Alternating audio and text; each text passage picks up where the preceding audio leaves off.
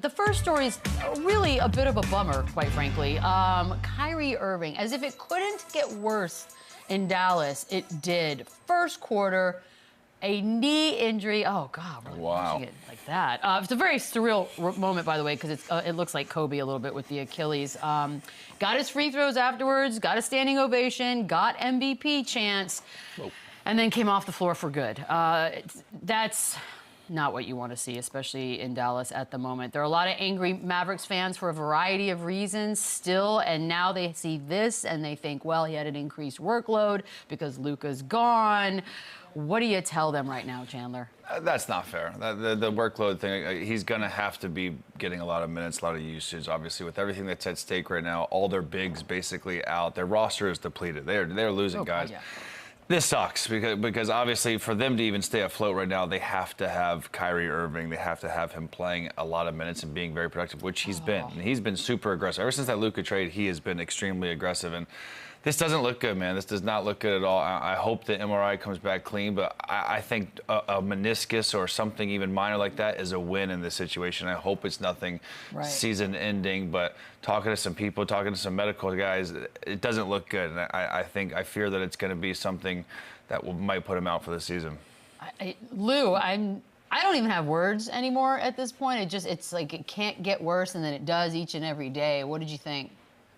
Yeah, I can't agree more with Chandler. Like that's not cool. We can't blame everything on this Luka trade. At some point, we're gonna have to move on, and we're gonna have to place responsibility where it deserves to be. This is basketball, and unfortunately, things like this happen. That's the nature of the game. Guys go down with injuries. Guys have to play extended minutes. Like, you know, Luka was out an extended period of time last year, and Kyrie Irving was playing. You know, this is the norm, especially when you're coming out of the All-Star break and everybody's trying to make that push to get into a solidified playoff spot. Like your star guys, you're going to want them on the floor and competing at a high level and playing a lot of minutes. So that has nothing to do with this trade. His workload was going to pick up regardless, being in the position that they were in. So wishing that this isn't a season-ending thing. I hope this is something that's temporary. He can get back on the floor and continue on with his career. I mean, look, he was averaging in the month of February more minutes than every Knicks starter, which is also, by the way, how we gauge now whether or not a guy is playing too many minutes or more minutes. And we don't know the severity of it yet. I'm sure we'll get word of that soon. Let's say he is out for an extended period of time, Lou. What's the plan now? What does Dallas do? They just got to get some better production from other guys. You know, you look last night, Dante Exum didn't have his best night. Spencer Dinwiddie didn't have his best night. You know, these are guys that are getting 12 to 14 shots at the basket a night. They're going to have that. So we talk about a workload, like a guy like a Spencer Dinwiddie, he's going to have to go up to 15, 20 shots a night and be that scoring punch that they need. He's probably going to get inserted into this starting lineup, or one of the other guys, maybe Najee Marshall or somebody like that. But they're going to need a lot of guys to step in. They're still in the 10th place, so they're very active, still in a position to win 2 games and be in a playoff position. So this is not a team that you're going to see that's going to fold that 10 up and take it home right now. They're going to keep trying to push forward and get into a solidified playoff spot, give themselves an opportunity, and try to give these guys a chance to get back. Hopefully it's something minor where you look at a Kyrie Irving where he's out 2 to 3 weeks where you can get him back. Anthony Davis is still out on a limb. And so if you have an opportunity to try to get your star guys back, that gives you a great opportunity to compete, especially in the postseason when you're already in that position. Yeah, and that would be a win if Kyrie's only out that amount of time, I think. But again, this isn't like a Philadelphia situation, right, where they're just garbage. Sit people, they're going to tank. They're still – Anthony Davis will be back. P.J. Washington will be back. Those bigs are going to come back here. And, again, knock on wood that this MRI comes clean here for Kyrie Irving. But they have enough to win. Like Lou said, Spencer Dinwiddie, Jaden Hardy, Dante Exum, these guys are going to now be thrown into this role. Klay Thompson, you're there. Again, he's not like kind of create his own shot, but he should be taking 15 to 20, 25 shots now with these guys out. So they're going to have to find it from somewhere else. But it really is. It's hard not to look at the trade. Like, think about since that trade, AD's out, all the bigs out, storms. Kyrie's out. And meanwhile, it's hard not to look across the standings and see the Lakers rolling, and they're the 2 seed. And it's just an unprecedented fall from grace. They were in the finals 9 months ago, and now obviously these injuries are unpredictable. And I feel for Kyrie Irving, I feel for Anthony Davis, but these are 2 guys that are in their mid-30s that have had a history of injury. That's a risk to me.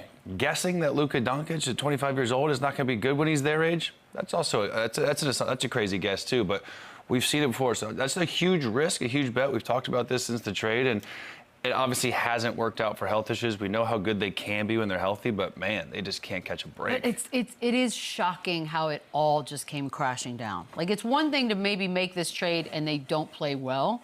It's another thing to just have everyone's hurt. And it's just, and they have a little cushioning because the Suns are behind them. They have no chance right now with Kyrie Irving out. This can't be. When's AD back? Do we know?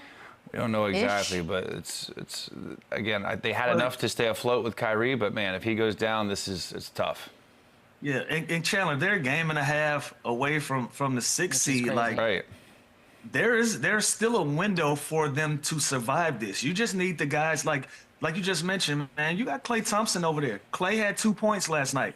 We got to get going. Spencer Dinwiddie didn't have his best night. Dante Exum, Najee Mark. These guys didn't have their best nights, but if they can get it going, they might be able to survive this turbulence right now that they're going through with these guys being out, if they can click and figure it out. But since that trade, man, it's been a lot of bad juju in the Dallas Mavericks. For the Dallas Mavericks organization, been a lot of bad juju.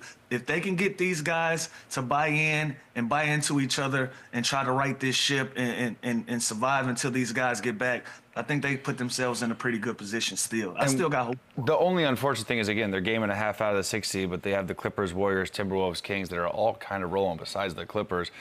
If I'm the Phoenix Suns, I'm like, okay, I'm only 3.5 games behind them now to even sneak in the play-in. So, again, they have to tread lightly here because they could just as easily go the other way, depending on the time frame of how long these guys are going to go out. I don't know. You giving Suns credit? I mean, but I'm saying if I'm the Suns, I'm saying, okay, our season's been a disaster. Maybe if Kyrie Irving's out for the rest of the season, maybe that's our last chance to pull this together. That is so sad. By the way, I'm done hoping with this. Me too. Yeah, I'm not doing any of that. It's a glimmer. But the Western Conference this is going to be fun. We got a little more 20 or so games left for most teams. 5 teams at the moment within a game and a half of each other. So the play-in, I know there were mixed emotions when we first came up with this whole thing, but I am excited about it, Chandler. We could have the greatest play-in tournament of all time. It's going to be awesome. And the play-in was such a home run. Like to have an elimination, our little March Madness version of the NBA. It's great. And these 4 teams, again, barring health injuries from the Mavs, Kings look great. They've been on fire lately. Zach LaVine's coming off Player of the Week. Timberwolves are starting to figure it out. Anthony Edwards obviously has got to figure out some stuff. He's got to control his emotions a little bit, but that's the most talented team in this kind of 6 to 7 to 10 range. And the Warriors, we know how good they've been since the addition of Jimmy Butler, so they're all right there. The Clippers are kind of the team I worry about. They're the team that's, I think, they could end up literally missing the playoffs because that's from 7 to 10 right there. They're so solid, and if Dallas can find a way to get some health, but it's going to be awesome because I wouldn't even know who to pick. I don't even know what the spreads would be right now. Obviously, we're still a couple ways out, but it's going to be highly competitive, and all those guys have no reason to tank. All those guys are kind of built to win right now, so it's going to be great. And this is the time of the year that all of our talking points are going to come to the forefront. You know, it's going to come down to which teams are healthy, who has talent, the young teams, and then you got your veteran teams. Like, this is going to be the time where the good teams and the bad teams are going to start separating themselves based on experience and what you got in the tank. You know, like we just talked about Dallas. Dallas is falling a little bit because of injuries, but you see a team like a Houston sliding because of experience. They're a youthful team. They don't have it. The Clippers, they've come out of this All-Star break. I don't know what page they on. Like, they just can't figure it out. So this is the time of the year where you're going to start seeing teams separate themselves based on what position that their team's in, dealing with health and how much talent that you have available. So this is going to come down to the wire of all wires. And like Beadle just said, this is probably the play-in tournament that we've been looking forward to with 20 plus games left. we're placing ourselves for some really good basketball. How about the Grizzlies? Their last 3 games, they've lost on 3 buzzer beaters. That's insane, by the way. The West is I nuts. ripped for the game last night. Oh my God! You did? The slow Euro game winner. I'm like, I don't think I've ever seen a Euro that slow buzzer beater. Real time. Here's the thing. I've already decided the Warriors for me are going to be the scariest of all of them. And there is a world maybe where they could move up a little bit, because right now you just mentioned both Houston and Memphis, and they're sort of trying to figure things out, and Houston's been dropping. Do you see that? Is there a world in which the Warriors move up? It's crazy because looking at that 6, I think the Clippers are out. I think the Wolves, I think the T-Wolves and the Warriors they sneak in there, and then if the Mavs, depending on health, and if the Kings can continue to roll and play with the new additions they have, I like them. So I think that 8th spot. Again, I think the Mavs are kind of screwed right now without Kyrie Irving. And again, we have to wait and see what shows up on this MRI. But it's assuming he's out for a while. Right. It's going to be the Kings or the Clippers. And I right now, again, it's what have you done for me lately? I have to go with the Kings. Kings. I think Warriors move up. I really do. I'm looking. I think Warriors stay still in the 6th spot, and the only reason I say that they got a 4-game gap right there between 4-game gap and 5, and a 5-game gap from 4. I don't see Memphis and Houston sliding to the point that they had. I think they went through what they're going to go through, and they're going to be steady from the rest of the way out. So I like the Warriors where they stand right there at 6.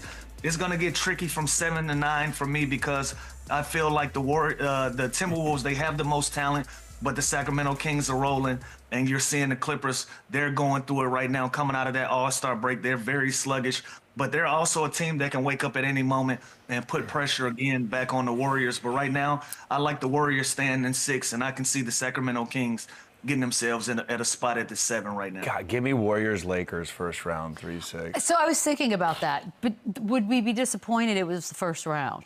No. Yeah, let's get it out the way. I think it'd What do you be. mean, get it out of the way? Battle of the fittest. Let's get it out the way. Yeah, I would love it. I don't know. I kind of want to. I want to cherish it. I want to have it there for a while. I don't want it to be the first round. The Suns. Oh God. There's Suns. Hope for what though? Make the play-in? Is there hope really? Yeah, that's about it. And even if they, so here's the difference, right? I think when we talk about the Warriors back then making the play-in, it was like, oh, you don't want to face them. Does anybody feel like that about the Suns if they make the play-in? I think like Hoopers like are a little okay. I still got to guard Kevin Durant, right? I still got to guard Devin Booker. Like they're still a dangerous team on paper, which I think is why that we're still even talking about them, right? It's why we're still shocked, why we're still surprised. They're the 11th seed right now. You know what? I guess the Sixers are the 11th seed in the East, but basically the Nets could be the 11th seed right now. We're not talking about them. It's because they are not supposed to be good. They are not supposed to be this bad, and they have Hall of Fame players on their team that you just think can just turn it on at any minute. But man, it was very humbling watching them from Austin. That's because they just look cooked. They look defeated. They don't look like they're having fun. They don't play together. They don't play hard. Their defense is really, really bad. So it just seems like there's no chemistry, and there's a lot of butting heads, and then all these trade rumors, whether they're true or not, it's just, I've never heard so many in the middle of like a season. We've never heard Devin Booker. Yeah, like Devin Booker to the Rockets. I'm like, it's just crazy. Everything you hear from their camp, from their organization right now is negative, and they're losing games. So it's tough. Me and Lou, we've been ride or die for the Suns, and but who wouldn't be? I mean, if you even know who these people are, you would be like, whoa, this team's going to be amazing. Just aren't. I feel like they're not bought in. They're not playing winning basketball. They don't trust Bud. By the way, the Trailblazers are there. They are right there behind. And they've been playing. Dude, but they've been playing well. They're 4 games out of playing. But at least they're playing decent basketball, right? Like at least they're competing. Like for 2 seasons now. Yeah, shout out to Big Shot. Shout out. But for 2 seasons now, Chandler and I have been on this wave with the Phoenix Suns, and I'm out. I'm done with it because at this point, yeah, like we're talking Blazers. They're so bad. Yeah, like the body language isn't there. The narratives, the comments that are coming out of that camp. It doesn't give me the confidence. And I've played for Bud. I know what type of coach he is. So when you kind of hear these little subtle riffs going on between Bud and the players, I understand what's going on. Bud has a very college coach mentality. You know, he feels like a lot of things stop and goes through him, and that just isn't how it works in the pros. I'm sure he knows that he's a championship coach, and especially when you have superstar guys in your locker room, some of the messaging that you might be trying to get across at this point in their careers may not be resonating with these guys, and so you got issues there. So for that reason, they're still in the 11th seed. They've yet to put together one of those 8 to 10 game runs where we're saying, you know, they're 8-1 in their last 9 or 8-2 in their last 10. Like, we haven't said that about them since this big three has been together, nor have we said it since Bud has been their coach. And for that reason, I'm cool. Dude, this is what it's like to get dumped by Lou Will. That's what it feels like. He's just out. And I will say this, if you're in the fans of the Phoenix Suns, or you respect the swing and the miss for the new owner with Ishbia, like he put this team together, such high hope, expectation, at least you know you have an owner moving forward that's willing to take these risks. Just didn't work. It just didn't work. Sometimes it just... It's not you, it's me. It's just bad chemistry. We did have a game last night.